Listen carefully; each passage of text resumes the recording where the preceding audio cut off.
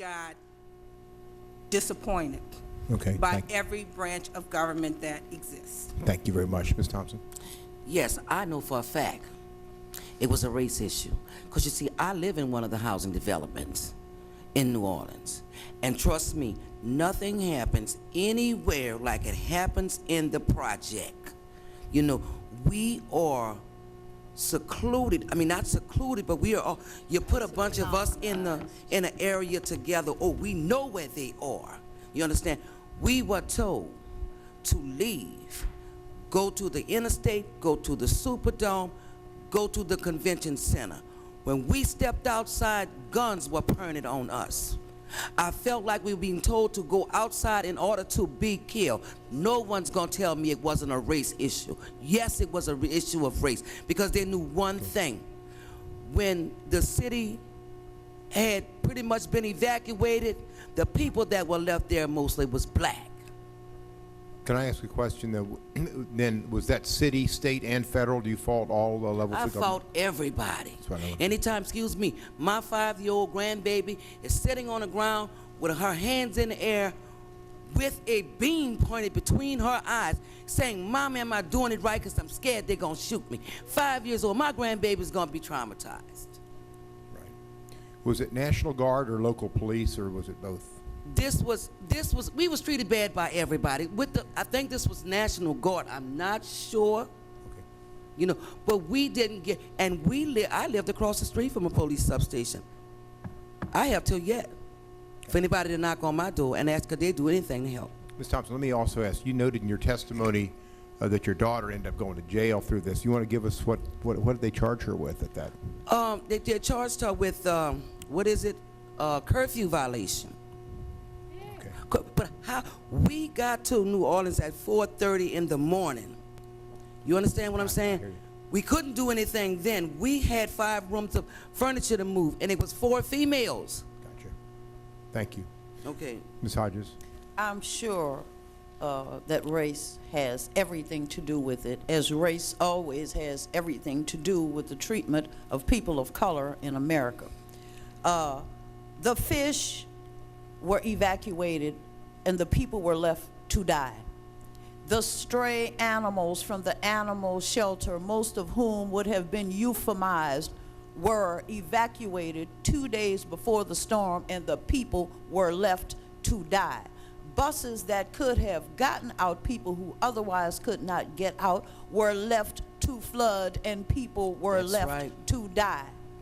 The military, which has the great capability of moving entire cities, failed to move in and move out the people the way the dogs and the fish had been moved out, and people were left to die. Mostly poor, mostly people of color. Race had everything to do with the ethnic cleansing and the massacre of predominantly African American people being blamed on Hurricane Katrina. And Ms. Hodges, you fault the state and the local and the federal, all levels? I fault the President of the United States of America, George W. Bush. I fault Kathleen Babineau Blanco, the governor of the state of Louisiana. I fault Ray C. Nagin, the mayor of the city of New Orleans, all of whom have accepted full responsibility for what has happened to us. And we're still living with the aftermath. We're still suffering post-traumatic stress syndrome. We're reliving this in nightmares, sometimes 2 a night, night after night after night. And we're still crying day after day. And let me, my time's up, so I just note, Ms. Thompson, you give us a list of some people that you had mentioned in your testimony. We're going to try to get on that. Yes, yes, sir. And I truly thank you, because, and I'm going to make this very brief. When I got to New Orleans on Thursday morning, I was locked out of my house. I went to a friend's house. In this place, I worked with a place called Kingsley House before the storm. I was a career development specialist. There was a lot of people that I helped to get resources to pay bills, help to get jobs and stuff. And when I got to New Orleans and couldn't get in, I went to a friend's house that lived around these people. When I got there, she had an air mattress on the floor. That's where I slept. When I woke up the next morning, I was encircled in people, helpless, hopeless people who were like, "Pat, what do we do?" These people didn't realize that I hadn't come back to New Orleans to stay. They thought it was something that I could do to help. But like I told them all, I'm going to Washington. I'll bring it to Washington. Thank you very much. Ms. McKinney? Thank you, Mr. Chairman. Many things have been said here. this afternoon that I think deserve further explication on the record, and we're not going to be able to do that because of the constriction of time. However, I do have some testimony from people who are not here that I would like to submit for the record. Is there objection? If not, we'll be happy to enter that into the record. Thank you, and we will have more testimony as well to submit for the record. I just want to note that some from the collective testimony, some things do stick out. One of the items mentioned was weapons confiscation, and at some point, I don't know how or when this committee ought to address that, but I don't think the Second Amendment was lifted just because we were in a catastrophic situation that there should have been weapons confiscation. So at any rate, I'd like to discuss that later on, but just to put it on We'll the have the record. mayor here next week, too, who can talk about that. Beautiful. The other issue that was raised, I think, was the order of the breaching of the levees and how it came to be that some parts of town flooded and other parts of town didn't flood. And I think that, in Mr. fact... Chairman. Sister, Mr. I Chairman. didn't leave. I apologize. Did you say there was an order that the levees be breached? No, I said the order in which the levees were breached. Not that there was an order, Chronological, but the thank you. order, the chronological Can you define order. that word for me, please, baby? What does breach mean? Bombed? I was on my front porch. I have witnesses that they bombed the walls of the levee. And the debris that's in front of my door will testify to that. So what do we mean breach? We saying? Well, there's a headline in the Times-Picayune dated actually today, November 8th. Oh, no, November 8th, okay. FOTI scrutinizing levee failures. So my question that I hope we will have the opportunity to explore in a little bit more in depth is the how the levees failed, the order in which the city began to flood, and if that has anything to do with anything. But I think it's something that It needs to does. be What it put on did the was record. close every black institution of higher learning, the flooding. We also had the opportunity to view New Orleans. You're absolutely right on that, and that's another issue that at some point needs to be addressed within the time constraints.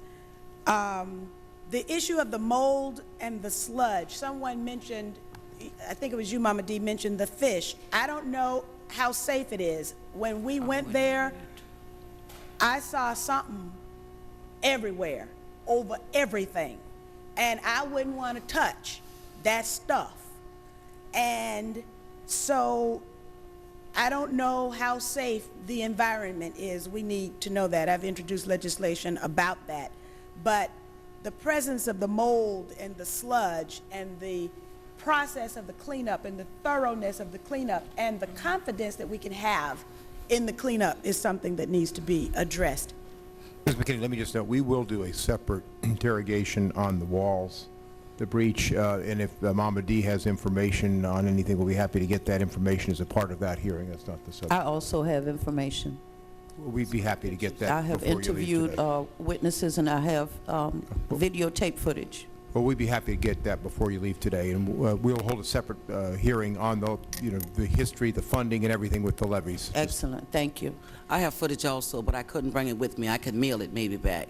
Well, if you have it, we'll get it. Thank you very Okay. much. I'll send mine back also. The panelists have mentioned eviction notices, and we've got on the second panel some attorneys but I want to put a marker down on the eviction notices because I'd like to know more Baby, about that. I don't mean to disrupt you, but I really need that answered.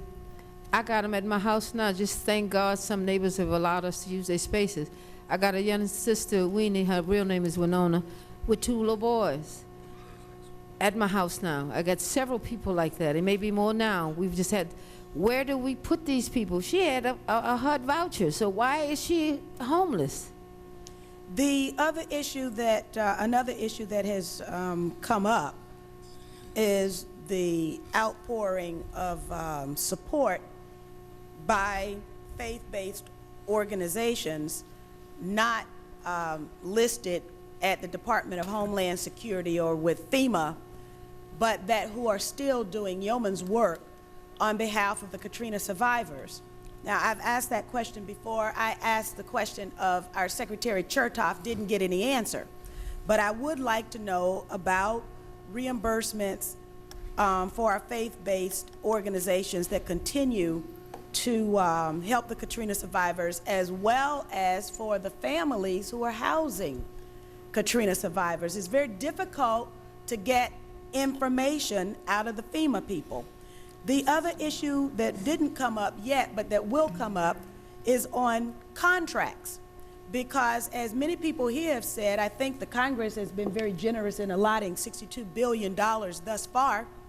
People have talked about $200 billion. To who? But I'd like to see, well, so far it's been Blackwater and Fluor and Bechtel and Halliburton, but it hasn't been the companies inside Louisiana, New Orleans, Mississippi, and Alabama, or for that matter, even companies that have the expertise and the wherewithal in the 4th Congressional District. So I would like the issue of contracts Thank to be addressed, even though I posed the question to the Secretary, and I didn't get a response from him as well. Okay, thank you, Ms. McKinney. Mr. Chairman, will we be allowed a second round of questions? We'll see how quickly this goes. We have a second panel, as you know, we need to get through by 4. Thank you, Mr. Chairman. Mr. Shays. Thank you. I'm struck by many emotions right now. One of them is I'm in awe of what people in New Orleans have had to do to deal with the fact they don't have a home and a place to live. And, you know, just having to face that makes me try to put myself in your shoes, and I can't do that. There's another part that wants to be careful, because I don't want to be offensive when you've gone through such incredible challenges. But there's another part of me that feels that I would be derelict in my duty to listen to some comments and not respond to them, because you're all under oath, every one of you. You're before a hearing of Congress. This is a big deal. And when I hear that a bead, the impression is of a laser bead on your 5-year-old daughter's forehead. Granddaughter. I mean, I just don't frankly believe it, but I'm just being honest. You believe what you want. I was there, sir. Well, and We so- saw the guns. we We saw it. experienced them. We'll have to You pursue- should go home with me now. Wait a second. You can I'm not still done see yet. some of it. Ma'am, I listened, did a lot of listening, but you were honest, I'm honest, and we won't We get anywhere appreciate if we're that. both not honest. When I hear that you were on your What that porch and you saw that the levee was blown up and bombed, I can't let that pass. I don't know Don't if let this- that pass. Come go I home don't with know me. if that's theater or the truth. Come go home with me. Okay, now this is what I want to ask you. Let's start with you then. Mm-hmm. Is your home right next door to where the levee broke? At London Street Canal, I'm in the 7th Ward. How far away was the breach from where you... 17th Street Canal is a little further distance, but you have to understand New Orleans is called the Crescent City. I don't need a long explanation. How many... Mister, I don't know what how you're many talking about, feet- but I'm going to tell you, how I'm many 62, feet- and I have to talk the How way many I talk. feet was the levee from your porch? I'm Phi Beta Kappa too, but I have to talk the way I talk. I'm Well, trying to answer your question. How many feet, half a mile, No, let me go a little further than across that. There the was a street? military person in my house, somebody who served their country well, who, when we started looking at what was this too loud, boom, boom, mister, I'll never forget it. Let me ask you this, ma'am. How far... He said, Mama D, that was a bomb. Were you going to answer my question Yeah. or not? How far away is your porch From the London Street Canal, it's halfway to my post office box that I walk every day. So the levee is just across the street from you? I'll say, how far is St. Aug from me? Broad and St. Bernard, Broad and AP2 Road. Can you see the levee breach from your house? I haven't looked for it. From I'm your- still looking for dead people. From your house, do you see the levee where it's breached? I haven't looked for it, mister. I'm So- trying to tell you. No, but you're not answering the question. I have not gone. One of the reporters came and I sent him to look at it, which was right down from my house. He can verify that for you. Can you see the levee from your house where it was breached? Are you familiar with New Orleans? I'm asking you a question. You can't see from one street to the other if you got two-story houses and trees. I live on a tree-lined street. That's what I'm saying. You need to come see my city. So far, I've asked you 2 questions, and you've been very unresponsive. The first question... I don't know what you're calling unresponsive. Well, the first question was how far... Can I see? No, I can't see you. I wear glasses and I can't afford to buy any. I heard. Ma'am, we don't need to speak in tongues. We just need to speak in honest answers. That is honest. I have no reason to lie to you. Who are you, Mr. Shea? What you done for me? I'm sitting up here now. I don't know where I'm going to be tomorrow. I don't know what I'm going to be able to do from tomorrow. Why would I have to sit here and lie to you, first of all? Let's get honest about that, Mama baby. D, can I just ask, I want to be on the same page with you. can I understand it is that you didn't see it, but you heard it? Is that fair to say? Anybody who saw it ain't living to tell about it. So you didn't see it, but you heard it? Okay. Okay. The water, within the minutes that the water came in my neighborhood, it looked like somebody put the Atlantic Ocean. It was over 10 feet of water rolling. You could surf on it. I have the tree marked in front of my door over 6 feet. That's where it settled. I don't know what kind of answer you want, mister. That's why we have problems with y'all coming telling us what to do in New Orleans. You don't even understand us when we I talk. don't even understand the situation. No, I'm trying to understand the situation. No, you're not. I've asked 2 questions. And I've answered him. No. See? What do you mean, see? No, don't interrupt me now, please. I listened to your presentation. I didn't interrupt you. I asked 2 questions. You did not ask me the question? Let him finish his question. I asked 2 questions. I first asked how far your house was from where the levee broke, and did not get an answer. And the second question I asked is your house close enough so that you can see it? I think I've gotten the answer indirectly by your failing to answer the question. And you can't sit there and do that, mister. I'm 60, and if I wasn't in America, I wouldn't let you sit there and do that. I answered you, and my answers are still the same. I live at 1733 North Durgeon. You got all the powers in your hand. I had to take a bath when I got to Washington, unless it had been in cold water. You get somebody, get on the phone, ask somebody how far it is from 1733 North Durgeon to the London Street Canal. It's very close. I walked to Dillard University, and I walked to my P.O. box, which is just beyond that. I'm 60 years old. A mile or less. I can't give you specific. So the answer is a mile or less, and she didn't see anything, but she heard. I saw the water immediately after. Mr. Chairman, my time has run out. Thank you very much. Ms. Jefferson, any questions? Damn, now we gonna play with people's intelligence?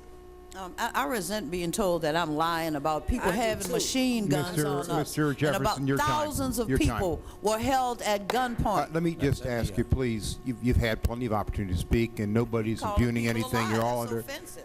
No, I don't think anybody called Thousands you of that. people, and we left body bags behind. Mr. Jefferson, people died. you're recognized for 5 minutes. On the time that I have, I want to permit you to continue with your answer. That you were start on an answer, then I'd like to ask you to continue with your Yes, answer. because you know, mister, let me say something to you.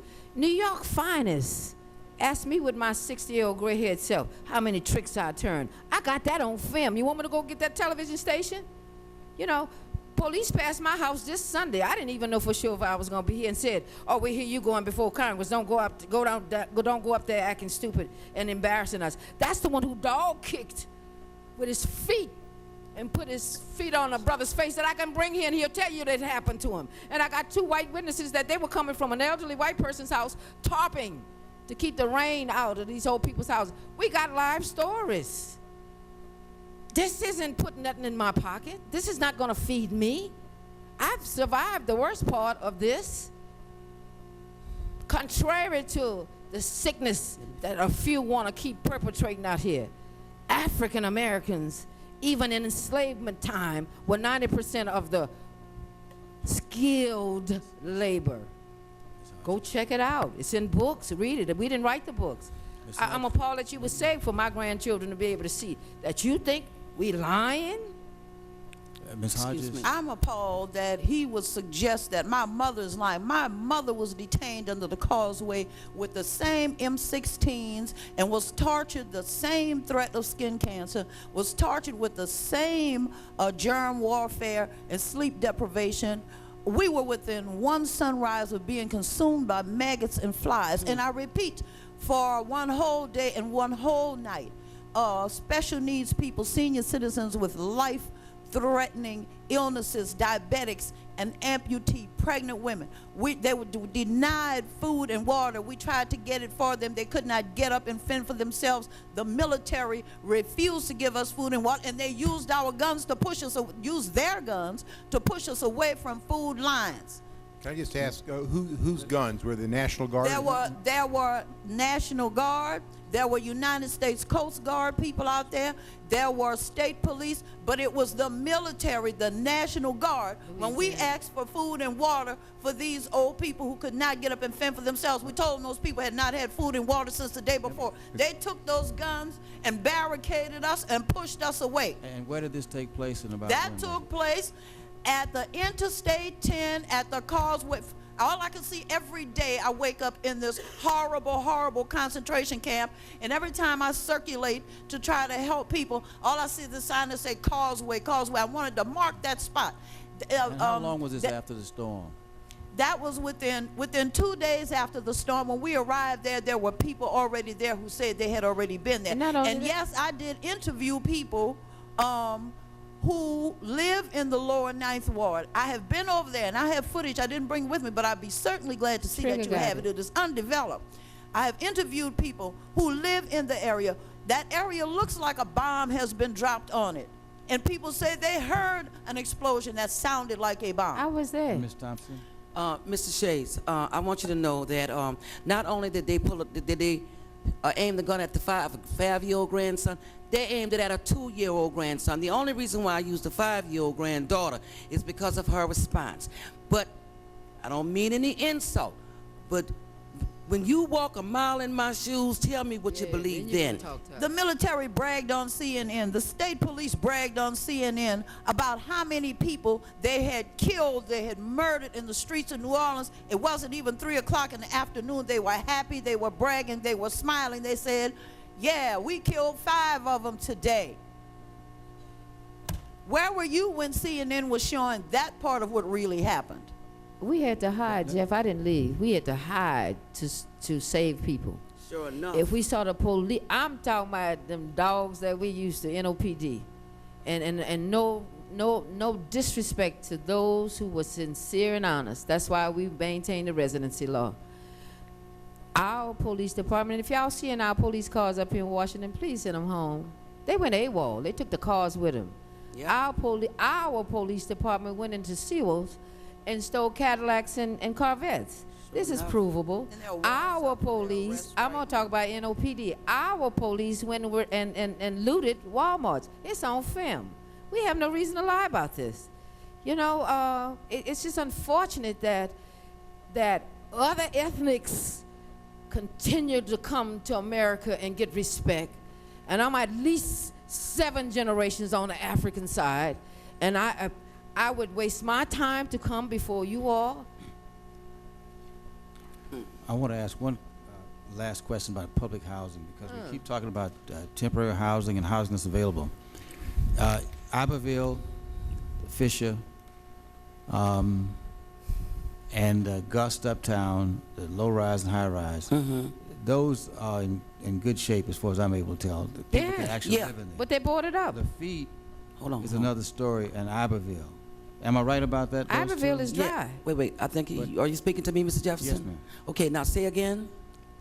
Could you tell me the ones that you, based on your own inspection, you think are livable?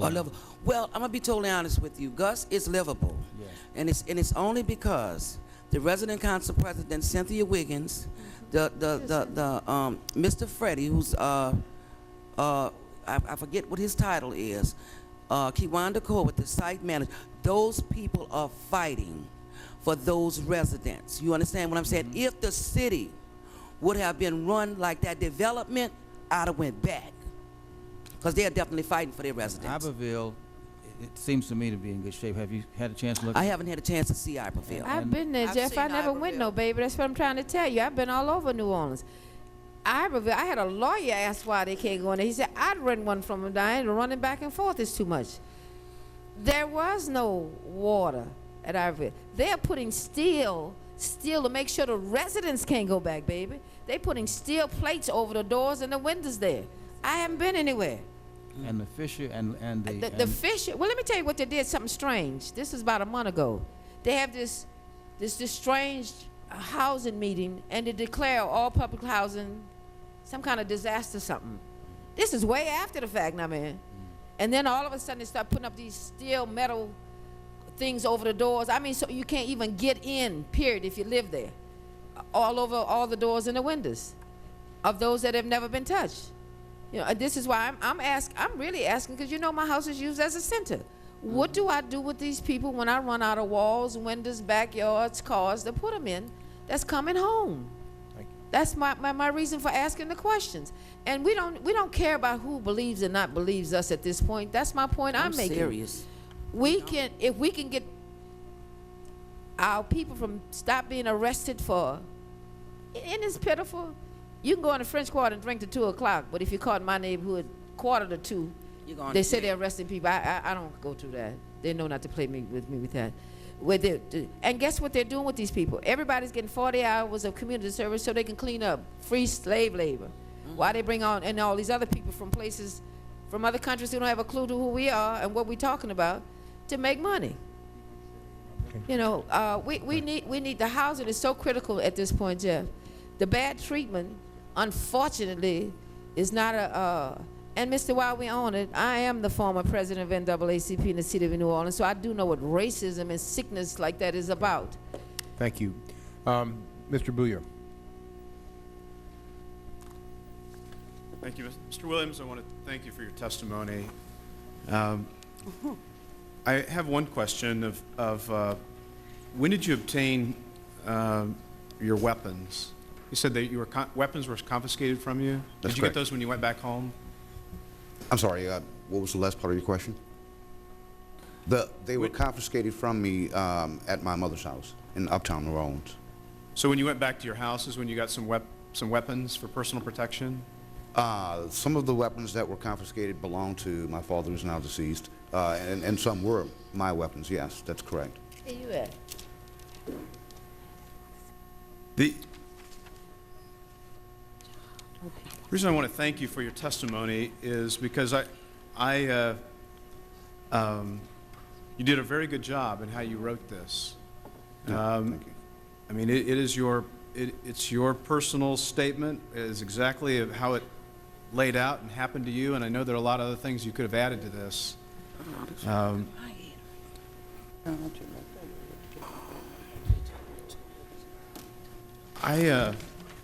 want to ask you this. I mean, you have lived in the city, you've worked, you've been a community leader in the city, and you've chosen to spend your life in an area whereby, now I live in Indiana, and I grew up on a river, and it floods, and we know who lives in the floodplain and who doesn't, and who prepares for what, and how we look out after each other. And you had made a personal decision as you were monitoring the storm as whether you could ride this one out or not. You kind of remind me of my cousin who lives on Folly Beach in South Carolina. He'll sit there and calculate whether he can ride out a storm or not. And so you felt pretty comfortable, concerned about your mother and the rest of your family, which it sounds like a story that happens when a disaster will strike. Sure. So knowing, though, that you've chosen to live your life in that type of an environment,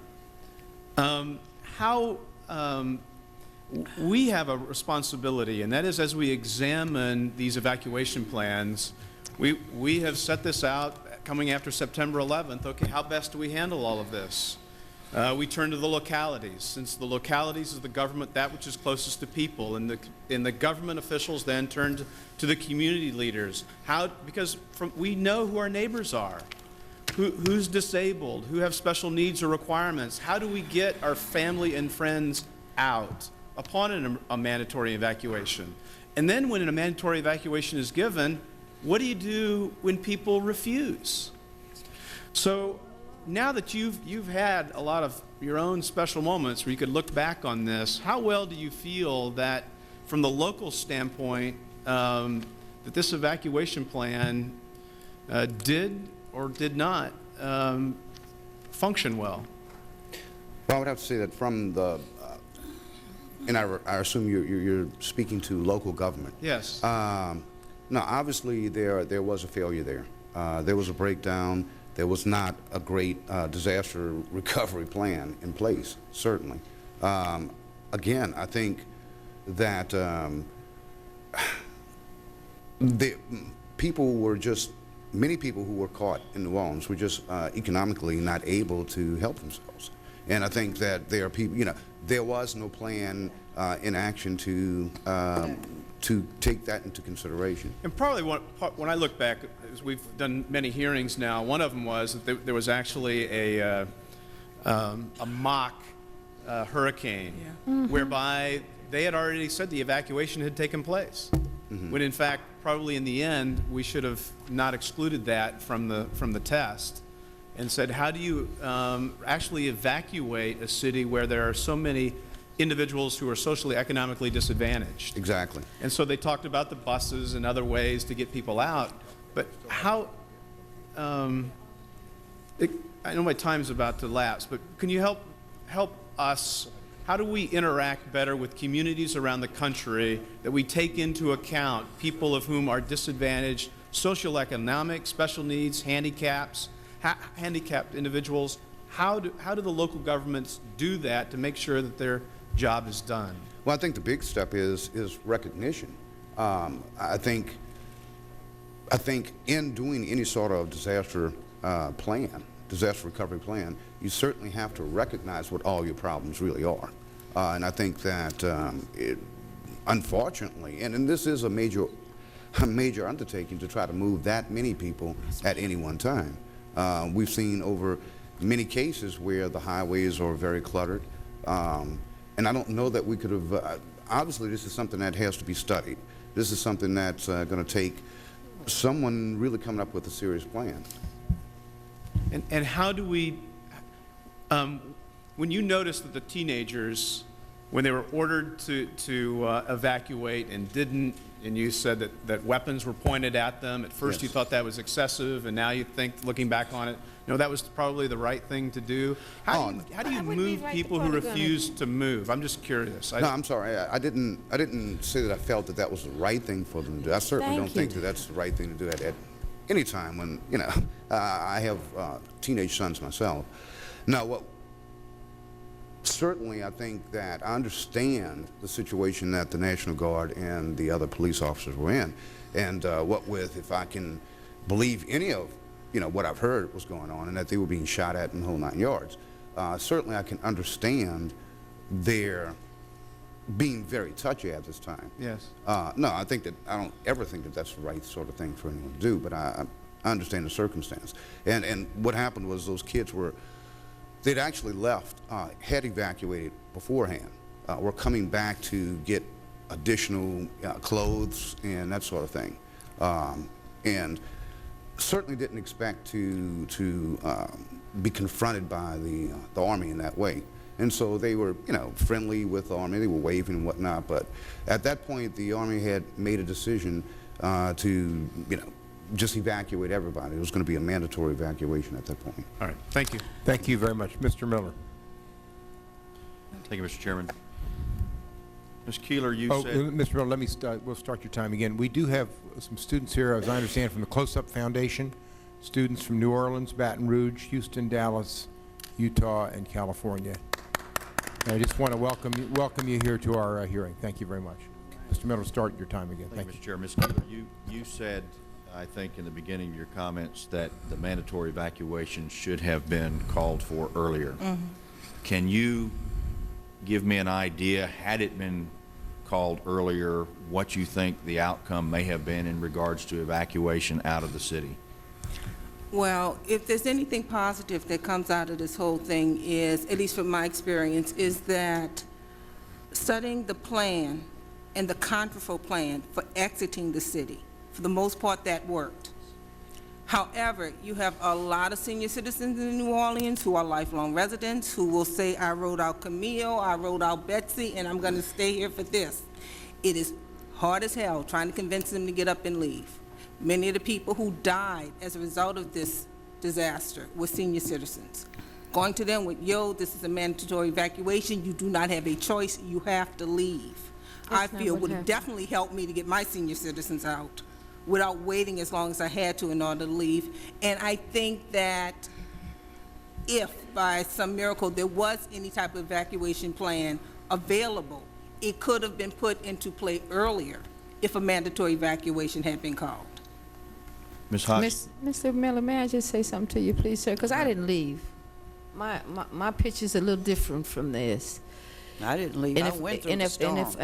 I didn't leave, period. I went through Rita, Katrina, and all of the aftermath. If we're not going to sit here and be honest about the racism That's that was right. It don't make perpetrated, no sense. then I have really, truly wasted my time Me too. coming here. And I missed a day's work. And I really don't want nobody to get confused. At 60, I just don't want to call you the names that we were called. We have documentation. We don't have to sit in this room. I invite all of you to please come to New Orleans. The proof is there. The proof of what happened, our little mayor, and he may get offended, I don't care. He who knows that, not that he knows not, that's how he got caught up. You can't get surrounding parishes to put your disaster plan together. Most of his top staffs, and I've been appointed on most of my jobs with the city, are people who don't live in the parish. They live in the surrounding parishes. And that's what happened to us on the day of. Rightfully so. The police who didn't live there stayed home and took care of their people. But they had no business working for the city because there's a law that says you can't, or an May I ask ordinance you a that says you question? can't. You talked about the parishes, and this is something that I've heard people talk about. Is it true that some parishes are refusing to allow temporary housing of certain peoples within their parishes? Very true. Very true. Particularly true of Jefferson Sheriff Parish. Harley and Jefferson Parish. Jefferson Parish is where the Causeway concentration camp was housed, where we experienced the Gestapo-type oppression as opposed to being rescued. We were 3 minutes away from the airport. They could have taken us to the airport. Those military vehicles could have taken us to any dry, safe city in America. Instead, they dumped us at a dumping ground, sealed us in there, and they backed up all their authority with military M16s. Yep. And there were thousands and thousands of people on the last day we were in there. And let me tell you something, they handpicked the white people to ride out first. Yes, racism was very much involved. They handpicked the white people to ride out first. Every day the crowd got darker and darker and darker until finally there were 95% people of color in that place. Ms. Hodges, would you be offended if I respectfully asked you not to call the Causeway area a concentration camp? I'm going to call it what it is. If I put a dress on a pig is still a pig. Are you familiar with the history? Yes, sir, I am. And that is the only thing I could compare what we went through to. And that's the truth. And everybody who was in that place with me, the lady sitting next to me was there. My mother was there. My younger brother was there. My two sisters. We ran into that is the point that they broke up families and dispersed us. That's right. And they stood over us with guns and enforced their authority. And yes, they tortured us. And then they used various forms of torture. And yes, I know what a concentration camp is. I'm a college-educated woman, and I love the study of history. Not a single person was marched into a gas chamber and killed. They died from abject neglect. No, we they left died- body bags behind. They died from Pregnant women lost their babies. That's one of the reasons why some of these people wouldn't come out those houses, because you was told to come on the street, and when people came out, people were got shot. killed. Excuse me, Mr. Miller has another minute left. I should have more time than that, sir. Go ahead. Thank you. I respectfully request that you not call it the Causeway concentration camp. Respectfully, sir, Excuse, Mr. Miller's time. You had your time. Mama D, you're very smart. All of you are smart, but you obviously are a very smart and worldly woman. I'm old. I'm not gonna say that. I ain't going I there. said it. I even get my discount at the places, the quarter coffee. Baby. We've got the mayor coming next week. Yeah. You know what? I testify. feel sorry for that baby. And let me just say something to you. Being an older person, a sweetheart, any name you call in New Orleans, particularly in the state of Louisiana overall, do you know me, Jeff? You don't just know me being my congressman, you know me as a person in my community. Absolutely. I was here with the Hispanic community 2 years ago when they came about the injustices that they're suffering in this country.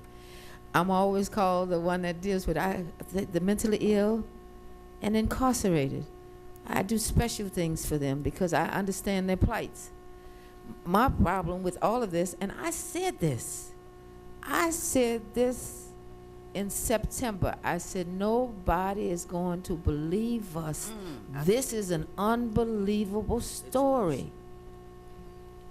We talked about this. You know, when we started going with, let me just tell you a couple of things because I'm sorry, my time is running out. I No, want to say is, on I your understand. time. Let me just share this with you though, baby. Let him finish his time. Go ahead. We've got the mayor coming next week, and because you are a citizen, all of you, of New Orleans, what would you have us ask him when he testifies? Where was he? And well, I know where he was. See, I didn't leave. and why has he not yet resigned? He has failed the people. He has abandoned the citizens who elected him to office. Why has he not resigned? Is he waiting for us to impeach him? Well, that's not the questions I would want to ask. That's the questions I would want to ask Yeah, him. that's All right, right. Mama D. I tell you what, I'll write him down for you, baby, Would you? because I know the whole plight of that situation. You know, it's almost like we charge the oppressed for being oppressed. Lil Nagin, like I said, and I don't mean to offend him, but he who knows not that he knows not, he really didn't understand the full impact of his position at the time. Our governor, the first thing she did was gave an 800 number where to send money. Then she told us, if for those of us dumb enough to stay, to write our Social Security numbers on our arms, so when they find us, I'm talking about the compassion that we felt. Everything I'm saying, if they recorded, the FCC required recordings, you get that. Ask Little Nagin, is he now willing to sit down with the community that he represents? Not St. Bernard Parish, not Jefferson Parish, Orleans Parish, and discuss with us where are we going with the future of New Orleans. Mr. Chairman, real quickly, Ms. Keeler had a comment she wanted to make in regards to the mayor's Keeler, please. visit. Okay, what concerns me about the mayor is, what I'm looking for him is some continuity in what he says. In other words, think before you speak. He has made so many statements in so many arenas, and then minutes, hours, or days later, contradicted or backtrack what he said. The biggest problem we're having with this whole situation is a lack of communication and a lack of information. And 3 months later, people are still looking for answers. And him, like the other branches of government, are saying one thing, they're saying different things, they're contradicting each other. You know, 1 week he wants a Mardi Gras, the next week he doesn't. 1 week we're gonna have gambling and casinos in the hotels, the next week he isn't. You know, he's saying we're gonna bring back all of the neighborhoods and all of New Orleans, and you have other entities who are saying that's not possible. People of New Orleans who want to come back don't know if they come back, can come back, and if they can come back, they don't know what's gonna happen to them 6 months That's from right. now when the next hurricane comes through and blows us away. We need some continuity in answers. We need some answers without him and everybody else backflipping over it.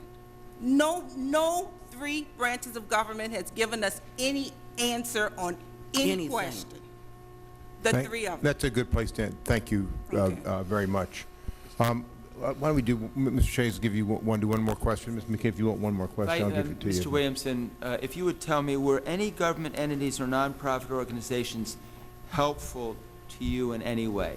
Any government agencies or nonprofits helpful to you since the storm? Sure. And if they were, if you'd identify them. Okay, yes, certainly, Why don't you put the mic directly under you? I'm sorry. Certainly, the American Red Cross has been helpful. The Department of Housing and Urban Development has been helpful. FEMA has been helpful. There have been lots of federal agencies that have given me aid. Has the local government been Where is he helpful? Any located? entity in the local government?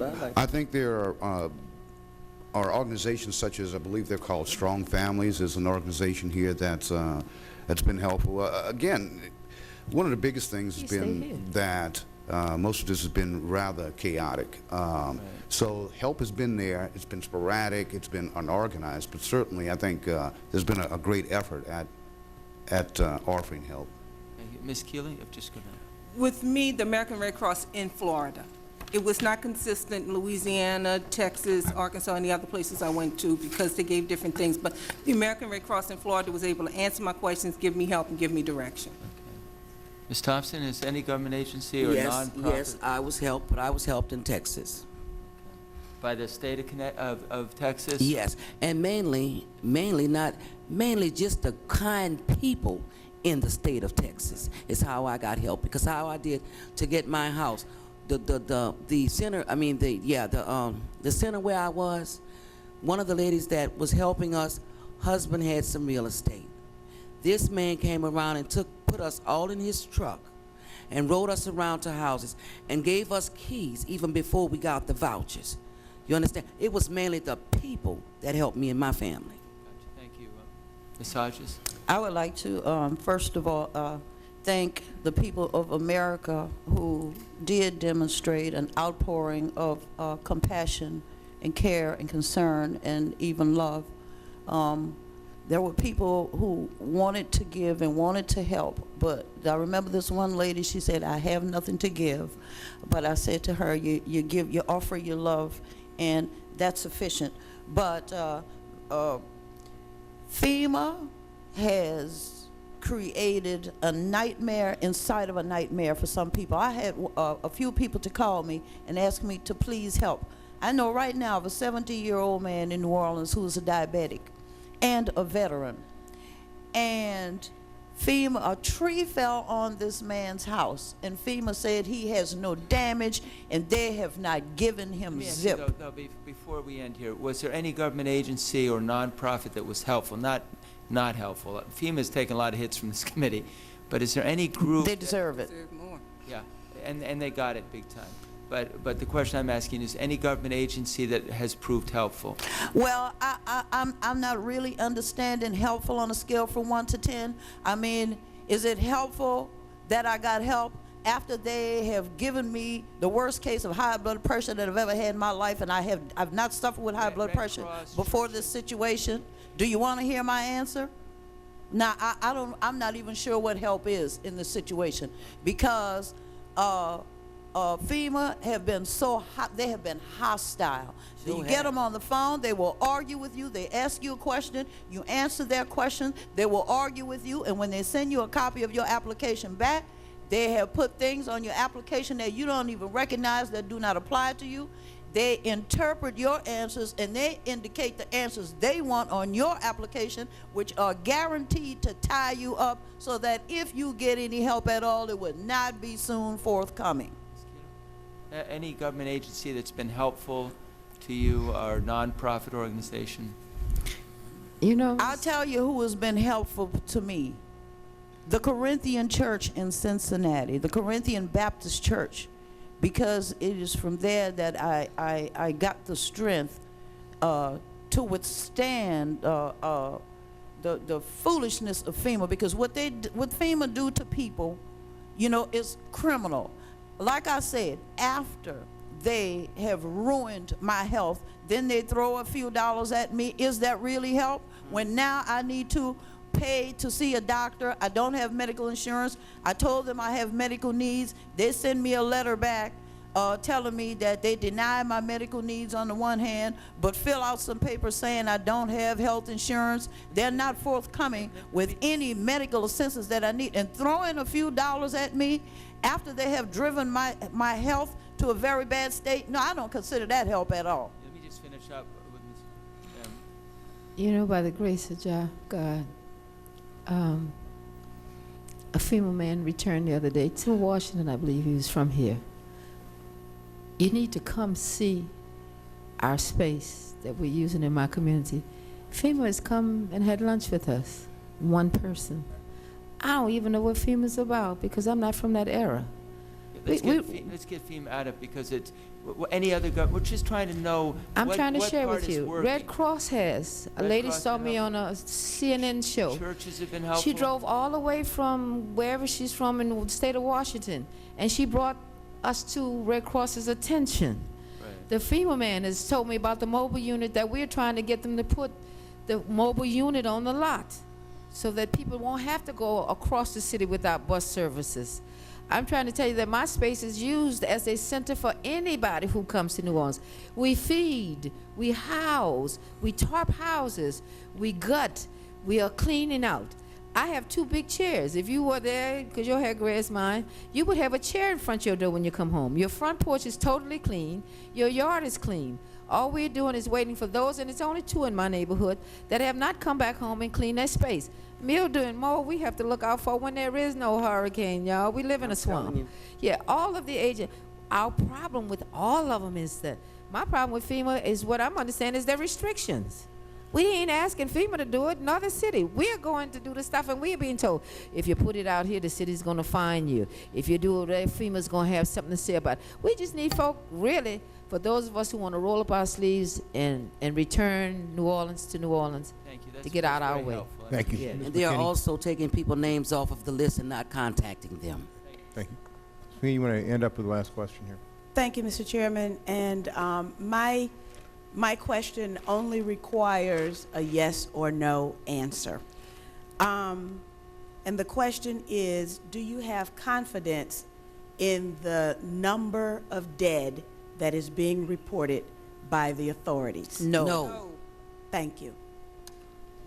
Well, let me We thank know this. better. Let me just thank this panel, all of you, for your firsthand insights. Sharing us with your ideas has been very helpful to us as we gather information for a final report on this. Thank you, Mr. Chair. Mr. Davis, please, that list that I gave you, because right now, I'm these people's stronghold. We're working it, and we've sharing it with Mr. Jefferson. Okay, that lady that's on the back, her name is Barbara Jackson. She's the resident council person for these people. She's a very important person to contact. She can put you in touch with a lot of others. I hope when you leave, you'll come to the back and share with us if you have some film or other things you wanted to share with us or other I stuff. wasn't able to get my film developed, but I'm going to send it back. Yeah, so we can at least get it and All make right, it part of the okay. record. Thank you all. And Mr. Williams, I'd like thank you. to, It's good to have you in Washington. thanks to Thank you all. Ms., We'll take a 3-minute recess as we move to our Okay. next panel. Thanks to Ms. Jenny Francois in Houston, Texas, for operating relief out of her home to hurricane victims. Thank you. You get the last word.